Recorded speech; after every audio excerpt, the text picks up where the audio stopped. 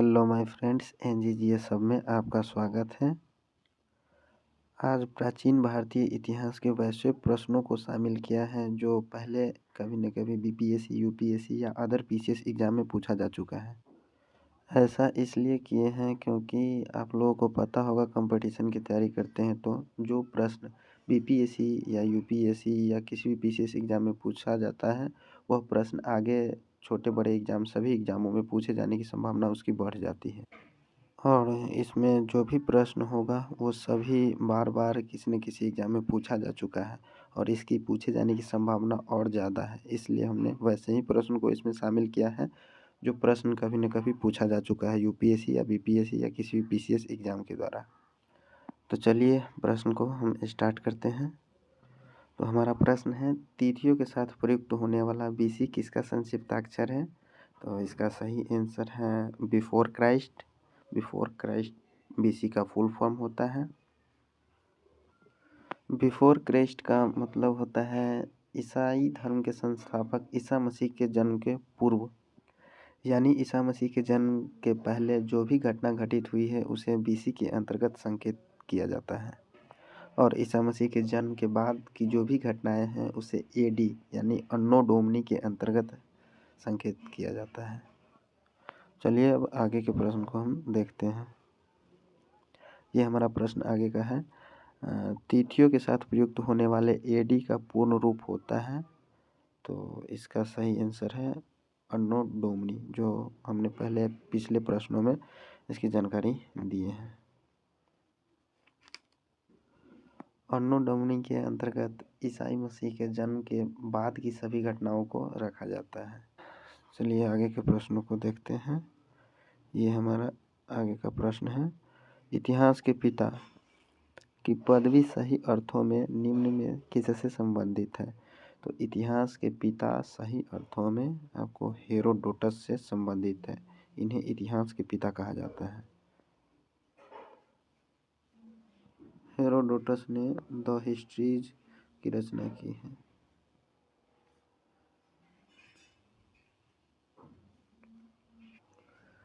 Herodotus ने the histories की रचना की है।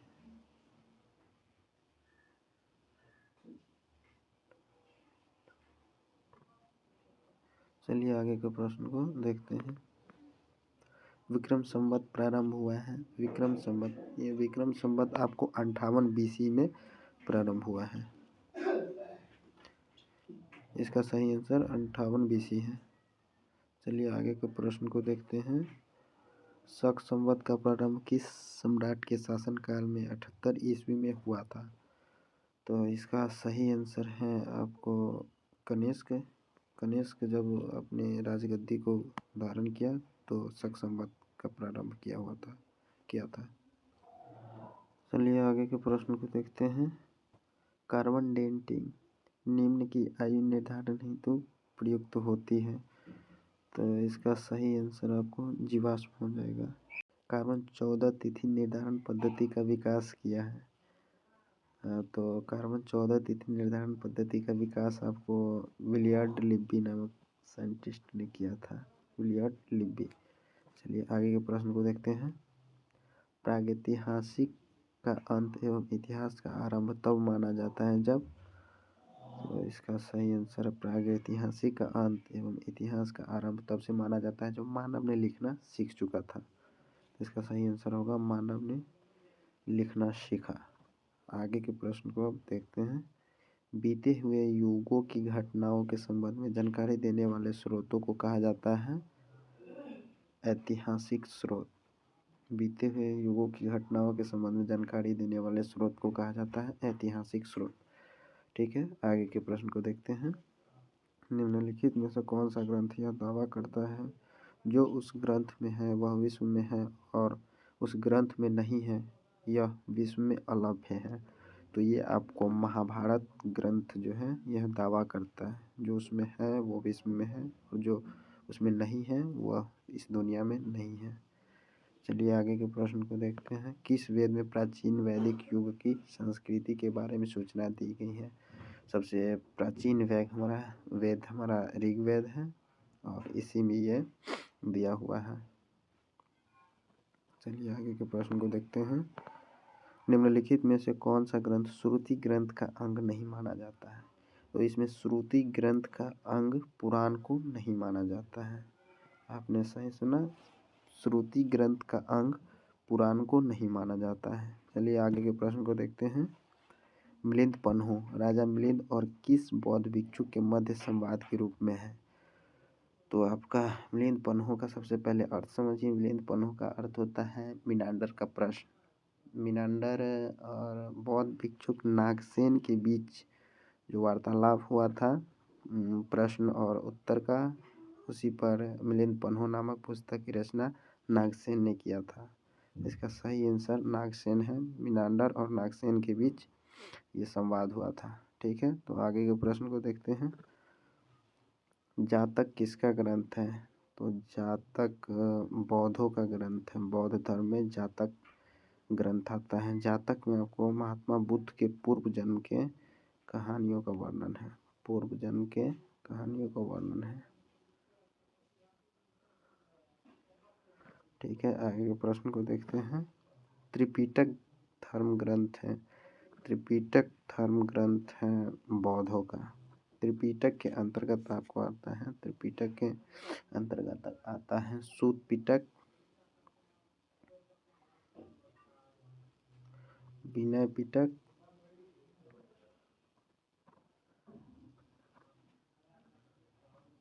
और अभिधम पिटक।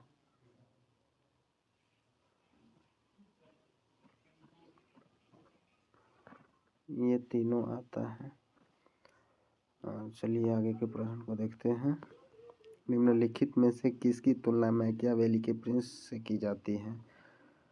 तो मैकियावेली के प्रिंस पुस्तक की तुलना कौटिल्य का अर्थशास्त्र से किया जाता है। कौटिल्य द्वारा जो लिखा गया है अर्थशास्त्र, उससे किया जाता है। कौटिल्य ने अर्थशास्त्र की रचना की है। इसमें आपको मौर्य काल के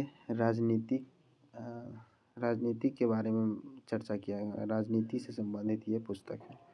चलिए आगे के प्रश्न को देखते हैं। कौटिल्य के अर्थशास्त्र में किस पहलू पर प्रकाश डाला गया है? तो इसका सही आंसर है राजनीतिक नीतियाँ। राजनीति के बारे में इस पर जानकारी ज़्यादातर दिया गया, मौर्य काल से संबंधित। चलिए आगे के प्रश्न को देखते हैं। निम्नलिखित में से किस विदेशी यात्री ने भारत का दौरा सबसे पहले किया था? तो इसका सही आंसर है मेगास्थनीज। मेगास्थनीज जो है सबसे पहले भारत में आया था। मेगास्थनीज चंद्रगुप्त मौर्य के दरबार में आया हुआ था। चलिए आगे के प्रश्न। फाहियान जो था चंद्रगुप्त विक्रमादित्य या चंद्रगुप्त द्वितीय के शासनकाल में, इन्हीं को चंद्रगुप्त विक्रमादित्य भी कहा जाता है। चंद्रगुप्त विक्रमादित्य या चंद्रगुप्त द्वितीय के दरबार में आया था।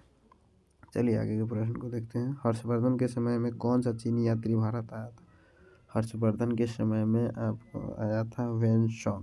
हर्षवर्धन के समय में वेनसोंग भारत की यात्रा पर आया था। वेनसोंग जो है ये आपको विक्रमशिला विश्वविद्यालय में अध्ययन और अध्यापन दोनों किया था। चलिए आगे के प्रश्न को देखते हैं। अलबेरूनी किसके शासनकाल में इतिहासकार थे? तो अलबेरूनी जो है महमूद गजनवी के साथ भारत आया था। तो इसका सही आंसर हो जाएगा महमूद गजनवी। आगे का प्रश्न हमारा ये है, कलहन की पुस्तक का नाम क्या है? कलहन की पुस्तक का नाम क्या है? कलहन की पुस्तक का नाम है राजतरंगिणी। कलहन की पुस्तक राजतरंगिणी जो है ये विशेष रूप से जम्मू कश्मीर के बारे में बताता है। जम्मू कश्मीर पर आधारित ये पुस्तक है राजतरंगिणी। चलिए आगे के प्रश्न को देखते हैं। अष्टाध्यायी किसके द्वारा लिखी गई है? अष्टाध्यायी ये संस्कृत ग्रंथ है। इसकी रचना पाणिनि द्वारा किया गया है। अष्टाध्यायी की रचना पाणिनि द्वारा किया गया। हमारा आगे का प्रश्न ये है, महाभाष्य के रचनाकार का नाम क्या है? महाभाष्य के रचनाकार का नाम है पतंजलि। पतंजलि ने पाणिनि के जो पहले प्रश्न देखे थे पिछले प्रश्न में, पाणिनि के अष्टाध्यायी नामक पुस्तक पर ये महाभाष्य के नाम से टीका लिखा हुआ था पतंजलि ने। चलिए आगे के प्रश्न को देखते हैं। कालिदास द्वारा रचित मालविका अग्निमित्रम नाटक का नायक कौन था? कालिदास द्वारा रचित मालविका अग्निमित्रम नाटक का नायक अग्निमित्र था। हम आगे के प्रश्न को देखते हैं। हर्षचरित किसके द्वारा लिखी गई थी? हर्षचरित जो है आपको वानभट्ट द्वारा लिखी गई थी। हर्षचरित वानभट्ट द्वारा लिखी गई थी। चलिए आगे के प्रश्न को देखते हैं। विक्रमांक चरित के रचनाकार का नाम क्या है? विक्रमांक चरित के रचनाकार का नाम विल्हन है। विल्हन द्वारा विक्रमांक चरित नामक पुस्तक की रचना की गई थी। चलिए आगे के प्रश्न को देखते हैं। चंदबड़ दाई द्वारा रचित ग्रंथ का नाम क्या है? चंदबड़ दाई द्वारा रचित ग्रंथ का नाम पृथ्वीराज रासो है। पृथ्वीराज चौहान के दरबार में चंदबड़ दाई रहते थे और उन्हीं द्वारा ये पृथ्वीराज रासो नामक ग्रंथ की रचना की गई है। चलिए आगे का प्रश्न हो रही है। मेगास्थनीज की पुस्तक का नाम क्या है? मेगास्थनीज की पुस्तक का नाम इंडिका है। इंडिका मेगास्थनीज द्वारा लिखा हुआ पुस्तक है।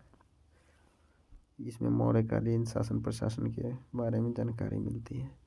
चलिए हमारा प्रश्न समाप्त हो गया है। अगर अच्छा लगा हो ये डिस्कशन